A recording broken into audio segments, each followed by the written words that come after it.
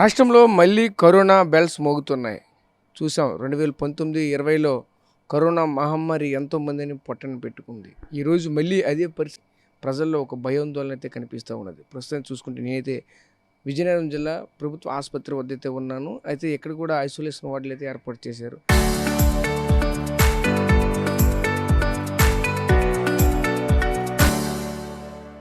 రాష్ట్రంలో పలు జిల్లాల్లో ఇప్పటికే కరోనా కేసులు నమోదవడము, అలానే పలు జిల్లాల్లో ఈ కరోనాతో అదర్వైజ్ సైడ్ ఎఫెక్ట్ ఉన్నటువంటి కొంతమంది వ్యక్తులు కూడా ఈ మృతి చెందడం కూడా జరిగింది. ఇదే క్రమంలోనే కొంతమంది ఇప్పటికే భయాందోళన అయితే చెందుతూ ఉన్నారు. అయితే కరోనా పరంగా కూడా ఎవరు కూడా భయాందోళన అయితే చెందవలసిన అవసరం అయితే లేదు. ఎవరైతే దీన్ని భయం చెందుతారో వాళ్ళు మరింత ప్యానిక్ అయ్యే అవకాశం ఉంటుంది. ఇప్పటికే ఆర్టీవీ కూడా హెచ్చరిస్తుంది, ఈ కరోనా వాళ్ళు ఎవరు కూడా భయపడకండి, ఖచ్చితంగా దీన్ని ఎదుర్కోవడానికి సిద్ధంగా ఉండండి అంటూ కూడా చెప్తూ ఉన్నారు. ప్రస్తుతం చూసుకుంటే ఈరోజు విజయనగరం జిల్లాలో ఉన్నటువంటి గవర్నమెంట్ ఆసుపత్రి వద్ద అయితే ప్రస్తుతం అయితే ఉన్నాయి. కరోనాకు సంబంధించినటువంటి ఐసోలేషన్ వార్డు కూడా ఇక్కడైతే ప్రత్యేకంగా ఏర్పాటు చేసినటువంటి నేపథ్యం అయితే కనిపిస్తూ ఉన్నది. దీనికి సంబంధించి చూడొచ్చు, ప్రతి ఒక్కరు కూడా మాస్క్ ధరించుకోండి అంటూ కూడా ఇక్కడ డాక్టర్లు కూడా సూచిస్తూ ఉన్నారు. ప్రస్తుతానికి అయితే చూడొచ్చు, COVID-19 ఐసోలేషన్ వార్డు అయితే ప్రత్యేకంగా ఏర్పాటు చేశారు. చూస్తే దీనికి సంబంధించి కనుక చూస్తే ప్రత్యేక బెడ్స్ కూడా ఇక్కడైతే ఏర్పాటు చేశారు. ఎందుకంటే గతంలో చూసాం ఈ మహమ్మారి ఎంత భయానకమైన వాతావరణం అయితే క్రియేట్ చేసిందో అందరం చూసాం. ఎన్నో కుటుంబాలు అయితే చిన్న భిన్నమైనటువంటి నేపథ్యం కూడా కనిపించింది. ఆ రోజుల్లో చూస్తే పూర్తిగా ఇంటికి పెద్దగా కరెక్ట్గా ఉన్నటువంటి వ్యక్తులను కోల్పోవడంతో ఆ కుటుంబం ఏం చేయలేదో తోచినటువంటి పరిస్థితి అయితే ఉండేది. అయితే దీన్ని చూస్తూ ఉంటే ఎక్విప్మెంట్ దానికి సంబంధించి ముఖ్యంగా కోవిడ్ వచ్చినటువంటి బాధితులకి ఖచ్చితంగా ఆక్సిజన్ అయితే పుష్కలంగా అందించాలి. దానికి సంబంధించినటువంటి పూర్తి స్థాయిలో గతంలోనే 2019లోనే ఇదన్నీ కూడా పూర్తిగా ఏర్పాటు చేశారు. అప్పటి నుంచి కూడా దీన్ని కంటిన్యూగా మెయింటైన్ చేస్తూనే ఉన్నారు. అయితే ఇదే క్రమంలోనే ఎప్పుడైతే ఇక్కడ రాష్ట్రంలో కొన్ని ప్రాంతాల్లో కొన్ని జిల్లాల్లో ఈ కరోనా సిమ్టమ్స్ కనిపించడంతో వచ్చిందని నిర్ధారణ కావడంతో ఇదంతా కూడా ఇక్కడ ప్రత్యేకంగా విజయనగరం జీజీహెచ్ హాస్పిటల్ ఇదంతా కూడా అన్ని ఏర్పాట్లు అయితే చేశారు. అయితే దీన్ని అందరినీ కోఆర్డినేట్ చేస్తూ ఇక్కడ ఏం జరుగుతుంది, పూర్తిగా ఇక్కడ వచ్చినటువంటి కోవిడ్ బాధితులు ఎవరైనా వస్తే ట్రీట్మెంట్ చేయడానికి సిద్ధంగా ఉన్నటువంటి పల్మనాలజిస్ట్ అయినటువంటి సంతోష్ కుమార్ గారు మనతో పాటు ఉన్నారు. ఆయనతో మాట్లాడే ప్రయత్నం చేద్దాం. సార్ చెప్పండి సార్, ఈ COVID-19 సంబంధించి ఎటువంటి ప్రికాషన్స్ తీసుకున్నారు? ఎప్పటికే చూస్తే రాష్ట్రంలో పలు జిల్లాల్లో కూడా కోవిడ్ బెల్స్ అయితే మోగుతూ ఉన్నాయి. దీన్ని ఎలా చూడాలి? జిల్లాకైతే ఇంతవరకు కూడా కోవిడ్ కేసు కూడా రాలేదు. ముందస్తు భాగంగానే ఇదంతా ఒకవైపు ఏర్పాటు చేస్తూ ఉంది. దీన్ని ఎలా చూడాలి, ఏంటి, ప్రజలకి ఏం చెప్తారు? నమస్తే అండి. ఆందోళన చెందడానికి ఏమీ అవసరం లేదు. ముఖ్యంగా ఈ COVID-19 అనేది గత 2 వారాల నుంచి ఒక అలర్ట్నెస్ ఏర్పడింది. ఈ COVID-19 కడపలో మొట్టమొదట మనకి ఈ సంవత్సరం 2026 ఒక 2 వీక్స్ బ్యాక్ ఒక 8 కేసెస్ డిటెక్ట్ అవ్వటము, అందులో 2 కేసెస్ డెత్ అవ్వటము వల్ల ఈ కొంచెం ఒక్కసారిగా కోవిడ్ గురించి ఒక్కసారిగా కొంచెం ఈ అలర్ట్నెస్ పెరిగింది. అందుకు గానుగా మనము ఈ కోవిడ్ లక్షణాలు అంటే జ్వరము, దగ్గు, అలాగే గొంతు నొప్పి, బాడీ పెయిన్స్ అంటే ఒళ్ళు నొప్పులు, తలనొప్పి, కడుపు నొప్పి, అలాగే విరేచనాలు ఇలాంటి లక్షణాలు ఉన్న పేషెంట్లని మనము ఈ ఐసోలేట్ చేసి వాళ్ళకి సెపరేట్గా మనం ర్యాపిడ్ యాంటిజెన్ టెస్ట్ ఇక్కడ చేయడం జరుగుతుంది. ఈ ర్యాపిడ్ యాంటిజెన్ టెస్ట్ పాజిటివ్ వస్తే వాళ్ళకి మనము హోమ్ ఐసోలేషన్ కిట్స్ కూడా ఇవ్వడం జరుగుతుంది. హోమ్ ఐసోలేషన్ కిట్స్ ఇచ్చి వాళ్ళని మనము ఒక 5-6 డేస్ వరకు మానిటర్ చేసి మళ్ళీ ఎక్స్రేస్లో ఏమైనా అది న్యూమోనియాగానే ఏర్పడితే వాళ్ళని ఇక్కడ మనం అడ్మిట్ చేయడానికి అన్ని రకాలుగా మన సదుపాయాలు ఏర్పాటు చేయడం జరిగింది. అలాగే మనకి భయపడడానికి ఏమీ లేదు. మనకి వైద్య ఆరోగ్య శాఖ నుంచి కూడా అఫీషియల్గా న్యూస్ వచ్చింది. ఇది అంత ప్రమాదకరమైన వేరియంట్ కాదు, కానీ అప్రమత్తంగా ఉండటం మనకే మంచిది. అప్రమత్తంగా ఉండడం అంటే ఏం చేయాలంటే ఆల్రెడీ మనందరం వ్యాక్సినేషన్స్ వేసుకున్నాము. అలాగే మనం పబ్లిక్ గ్యాదరింగ్స్కి వెళ్ళేటప్పుడు, హాస్పిటల్స్ కానీ ట్రావెలింగ్ చేసేటప్పుడు ఖచ్చితంగా మాస్క్ ధరించాలి.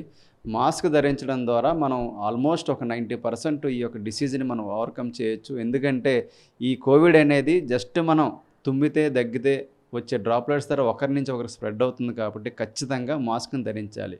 నెక్స్ట్ హ్యాండ్ హైజీన్ అంటారు. మీరు ఎప్పటికప్పుడు చేతులను శుభ్రం చేసుకోవటం ద్వారా మనం ఈ యొక్క స్ప్రెడ్ని ఒకరి నుంచి ఒకరికి రాకుండా చూసుకోవచ్చు. అలాగే అన్నెసెసరీగా ఈ గ్యాదరింగ్స్కి ఎక్కువగా మీరు అవాయిడ్ చేయండి. అవాయిడ్ చేయడం వల్ల కూడా ఈ గ్యాదరింగ్స్ ద్వారా ఎక్కువ గుంపులు ఉన్న చోటకి వెళ్ళడం ద్వారా ఏంటంటే ఆ గుంపుల్లో ఎవరైనా తుమ్మినా దగ్గినా ఆ డ్రాప్లెట్స్ ఒకరి నుంచి ఒకరు స్ప్రెడ్ అవ్వడం వల్ల అది స్ప్రెడ్ అయ్యే అవకాశం ఉంది. కాబట్టి కొంచెం హై రిస్క్ గ్రూప్స్, ముఖ్యంగా ఈ డయాబెటీస్, ఈ kidney failure patients, cancer therapy కానీ, ఆటో ఇమ్యూన్ డిసీజెస్ కానీ, అలాగే దీర్ఘకాలికంగా ఊపిరితిత్తుల సమస్యలు కానీ, గుండె సమస్యలతో బాధపడుతున్న వారు వీళ్ళు కొంచెం జాగ్రత్తగా ఉండి మాస్క్ ధరించుకుంటే దీని గురించి అసలు భయపడాల్సిన అవసరమే లేదు. అందరూ వ్యాక్సినేషన్ తీసుకున్నాము, ఆల్రెడీ ఇమ్యూనిటీ డెవలప్ అయింది. సో ఇది ఎవరికి వచ్చే అవకాశం అయితే లేదు. సో వైద్య ఆరోగ్య శాఖ కూడా అందరికీ చెప్పదలుచుకుంది ఏంటంటే, ఇది ప్రమాదకరమైన వేరియంట్ కాదు, దీనివల్ల మనం భయపడాల్సిన అవసరం లేదు. సరైన జాగ్రత్తలు తీసుకుంటే దీన్ని ఖచ్చితంగా మనం ఓవర్కమ్ చేయొచ్చనే చెప్తున్నారు. అదే మెసేజ్ని మీకు కన్వే చేస్తున్నాను. అంటే ఒకవేళ ఇక్కడ విజయనగరం ఇంతవరకు కూడా కేసు రాలేదు, దురదృష్టవశాత్తు కేసు వస్తే ఏ విధంగా ట్రీట్మెంట్ అందిస్తారు ఒకసారి దాని గురించి వివరిస్తారా? ఒకసారి ఏ విధంగా జరుగుతుంది, లోపలికి ఒకసారి ఒకసారి వెళ్ళి అక్కడ పేషెంట్ ఉంటే పేషెంట్ ఏ విధంగా ఇక్కడ నుండి ట్రీట్మెంట్ అందుతూ ఉంటారు, వాళ్ళకి ఏ విధంగా మీ నుండి అంటే డాక్టర్స్ నుంచి ఏ విధంగా అందుతూ ఉంది, పూర్తిగా చూస్తే ఒకవైపు ఆక్సిజన్ సంబంధించినటువంటి నేరుగా ప్రతి ఒక్క ఎక్విప్మెంట్ కూడా ఉంది, దాన్ని ఎంత ఏ విధంగా అందిస్తారేంటి? ఇప్పుడు మనకి ఈ కోవిడ్ లక్షణాలు ఉన్న పేషెంట్స్ని మొట్టమొదటి మనం ర్యాపిడ్ యాంటిజెన్ టెస్ట్ చేస్తాము. అందులో పాజిటివ్ వస్తే వారికి శాంపుల్ తీసి మనం ఆర్టీపీసీఆర్ ద్వారా కన్ఫర్మ్ చేసుకున్నాక వాళ్ళని ఖచ్చితంగా మనము అడ్మిట్ చేసుకొని లక్షణాలు బట్టి వైద్యం ఉంటుందండి. కోవిడ్ అనేది సింపుల్గా నార్మల్ అప్పర్ రెస్పిరేటరీ ట్రాక్ అంటే గొంతు నొప్పి అలాంటి లక్షణాలు ఉన్న వారికి హోమ్ ఐసోలేషన్ సరిపోతుంది. ఒకవేళ పేషెంట్ యొక్క డిసీజ్ ప్రోగ్రెస్ అవుతుంది, తీవ్రత పెరుగుతుందంటే అలాంటి వారికి మనకి అన్ని రకాల ఎక్విప్మెంట్ మన సర్వజన ఆసుపత్రుల్లో అవైలబుల్గా ఉన్నాయి విజయనగరంలో. ముఖ్యంగా పేషెంట్ ఆక్సిజనేషన్ కానీ ఆక్సిజన్ లెవెల్స్ డ్రాప్ అయితే వెంటనే మనకి వెంటిలేటర్ సదుపాయం ఉంది. అదే గంటకి మనకి 60 లీటర్ల ఆక్సిజన్ ఇచ్చే హెచ్ఎఫ్ఎన్సీ ఇంతకుముందు గతంలో కోవిడ్లో వాడిన ఈ ఎక్విప్మెంట్స్ కూడా మనకి అందుబాటులో ఉన్నాయి. సో అన్ని రకాలుగాను అవైలబుల్గా ఉన్నాయి మనకి. అంతేకాకుండా మెడికేషన్స్ కూడా ఈవెన్ రెమ్డెసివిర్స్ అవన్నీ అవైలబుల్ చేయించమని మనకి వైద్య ఆరోగ్య శాఖ నుంచి మనకి ఆర్డర్స్ వచ్చాయి. పీపీ కిట్స్, ఈ రెమ్డెసివిర్ ఇంజెక్షన్స్ అవి కూడా బ్యాకప్గా పెట్టుకోండి, రెడీగా పెట్టుకోండి. ఇన్ కేస్ డిటెక్ట్ అయితే దానికి మీరు సిద్ధంగా ఉండండి అని మనకు ఆదేశాలు రావడం జరిగింది. దానికి తగ్గట్టుగా మేము అన్ని ఏర్పాట్లు చేసుకున్నాం.